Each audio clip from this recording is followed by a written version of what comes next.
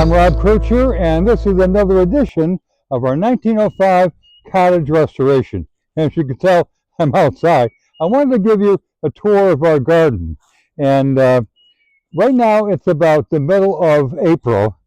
Yesterday, it actually snowed, believe it or not. That's how erratic the weather here in upstate New York is.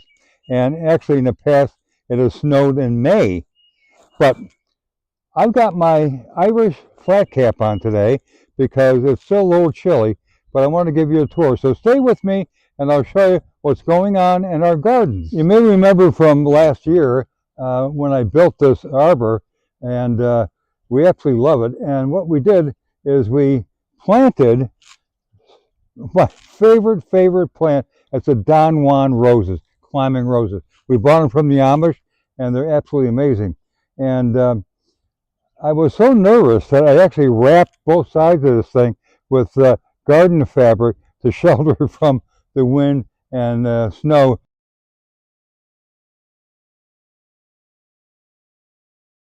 Anyway, they survived. They're doing great. And I'm happy to report that I can actually see it's starting to leaf out. That is exciting to me. It's the little things in life, my friend. Anyway, eventually, at the end of this summer, it should go along the top on both sides and just have nothing but this beautiful scarlet red roses. Okay, hopefully you can see this, but this is the bottom of the Don Juan on one side, and you can see it's just starting to leaf out, which is very, like I said before, very exciting. So it's going to work its way up and over the top, and I couldn't be happier. Now, next to the Don Juan and the arbor, I have three panicle hydrangeas. This is one, obviously, and it also has tiny little buds coming out, so I'm very pleased with that. The other thing that's popping up is our St. Woodruff, and that's that green kind of a ground cover that you see, and that will be beautiful white little flowers. Now, on the inside portion of our front garden, we have a lot of interesting things happening here. Right in front of you is a big hydrangea, and that's going to be like kind of a purple colored flower. And then, of course, beyond that are the white hydrangeas that I talked about earlier. In between here are going to be also a white plant, but they're going to be white daisies, and there's lots of them. So now it's worth mentioning that our wall here that I put up about probably 3 or 4 years ago is made up primarily of lake stone and also Medina stone that come from the quarry out in Medina, New York. And by the way, as a side note, a lot of those stones were used for early curbing and roads and pathways and so on. Now, above all of it is a wonderful canopy of red, beautiful red little flowers. And it's called a burning bush, and there's 3 of them, and they're absolutely spectacular. And that will add yet another dimension to our amazing garden. Now, tucked behind the stone wall here are 2 azalea bushes that you can barely see, and in about 2 weeks they're going to be blossoming with some absolutely beautiful pink flowers.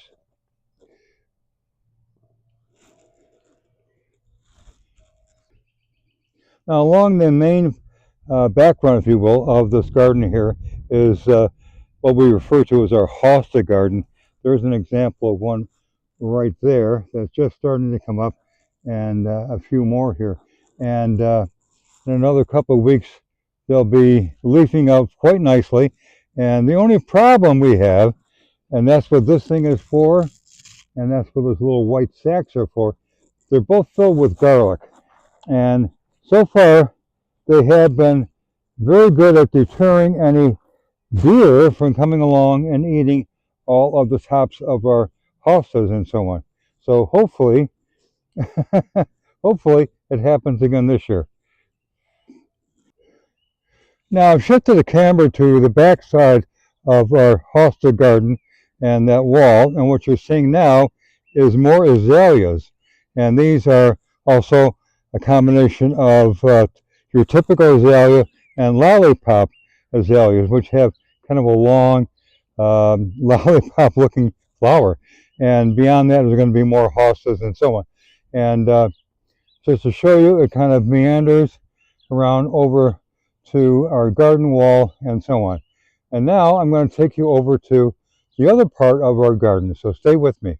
This is our middle garden, and it's actually heart-shaped, and I use the same paving stones that we had over on the wall to make that curvature. And I'm going to point these out to you, but we have 4 irises, which are beautiful plants, and they have a purple flower. And in the middle here is a butterfly bush, which gets quite large, and the monarchs love it. And then along here we have ground cover that I bought from the Amish last year, and they will eventually spread and have one big carpet of little white flowers. So that's going to be pretty spectacular. So here's a close-up of the irises, and again we have 4 of them, and they have beautiful purple flowers. This is the butterfly bush, and again this is the ground cover that have these beautiful little, that one didn't make it right there. They have these beautiful little pink flowers.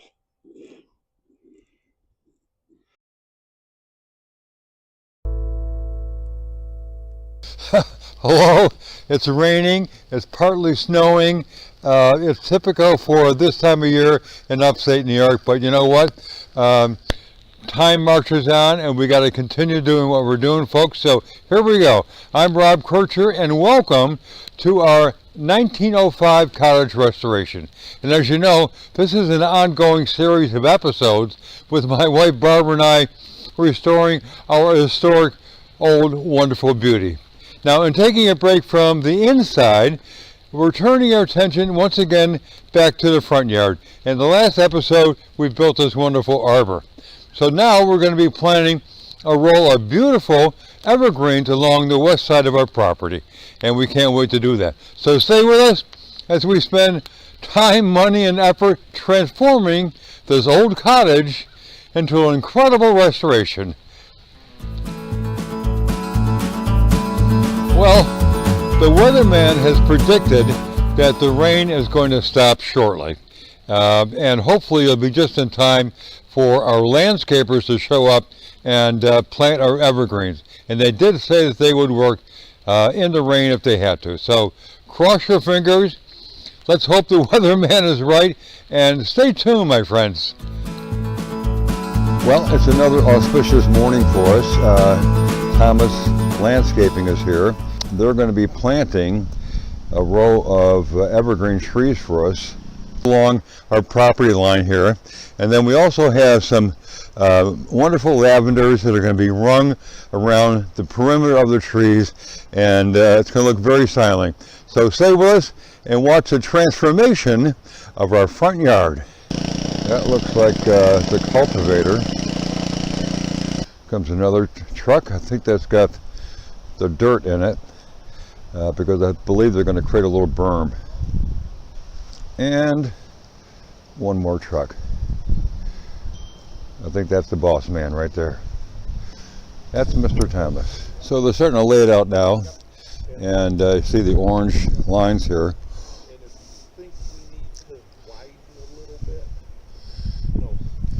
And they've already pulled some of the lavender, which is over here.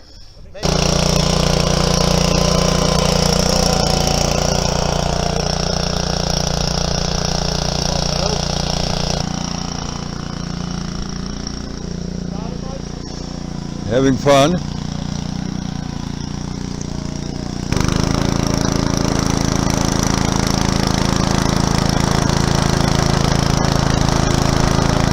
That sod cutter has taken a lot of the sod out already. They got that cleaned up, and now they're going to be moving the lavender over. So a wonderful wind chime. Wind Bell, and the Thomas truck, and the boys putting the sod in the back.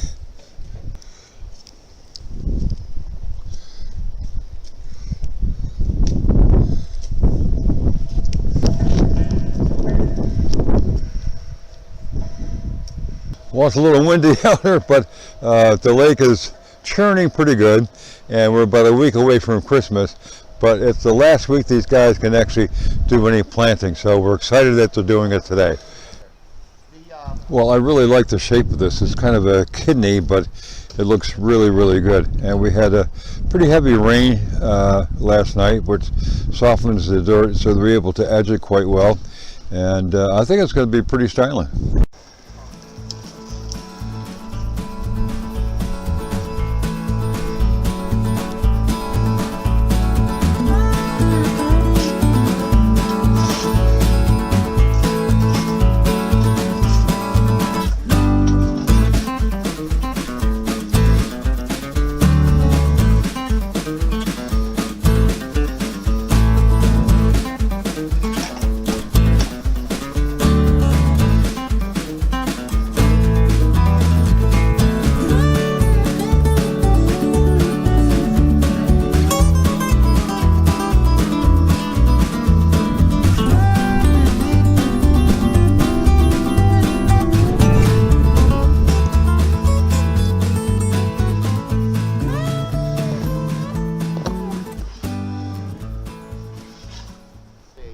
Well, they're cutting away the burlap on the ball of the large tree and getting it ready to plant in this hole right here. Get your hole.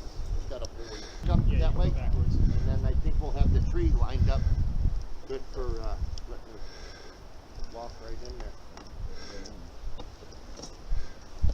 there.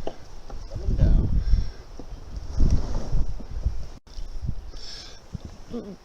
Do you take the burlap off? Oh yeah. Okay. Yeah. It's easier to get it in the ground when it's on there. You got something. Does this stuff come from your stock someplace, or you buy them? Yeah? A lot of them are out of New Jersey. Are they? Yeah. Really? So they sprinkle some fertilizer in there, and all is good.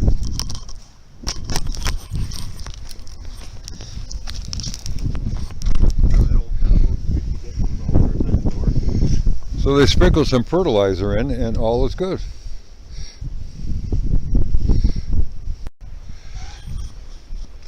Well, that's number one. That was the big one. That was the big one. Get that right out of the way.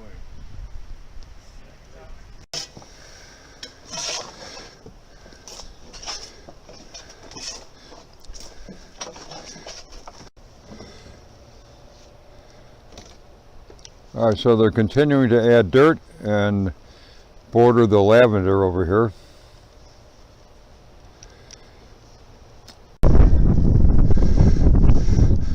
All right, what we're doing is repositioning that lavender in the background and rimming them more around the contour of that wonderful outline. And that's going to give us a nice foreground.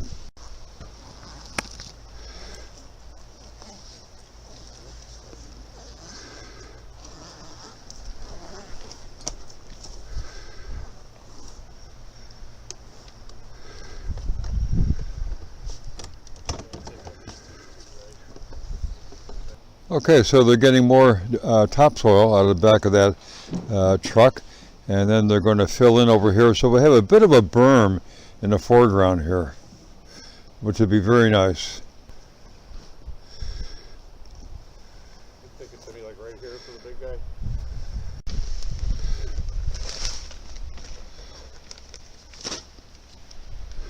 How much of that fertilizer do you use? The Hollytown, we can use a couple, 4 or 5 pounds on it. Oh, really? Yeah. Non-burning, so it's all organic. Oh, okay. Yep. What?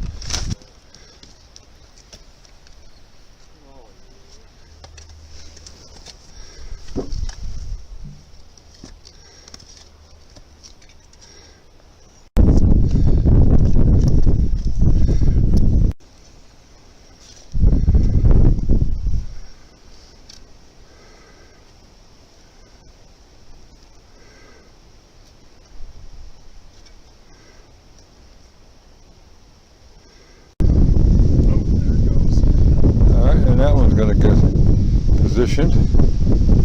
Gotta take the burlap off after they get it in the hole. Okay, this is what we got so far. Looks good. Time lapse set. Get everything. I always wanted to do that. Yeah, baby. Just take a Loving it. picture of the same thing. Okay, so here comes the mulch, and it's a natural mulch, and it will keep the weeds down and make everything look very beautiful. I love it.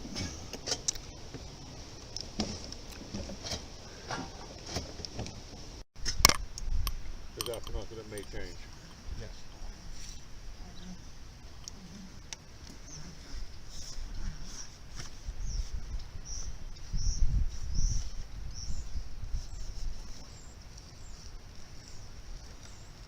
Looking good. And there we have it. All that's left to do is to water it in, and in spring they'll all be 3 times the size of this. Now it's a joke, but as you can tell, but I love it. Absolutely love it. I think it looks fantastic. Great job.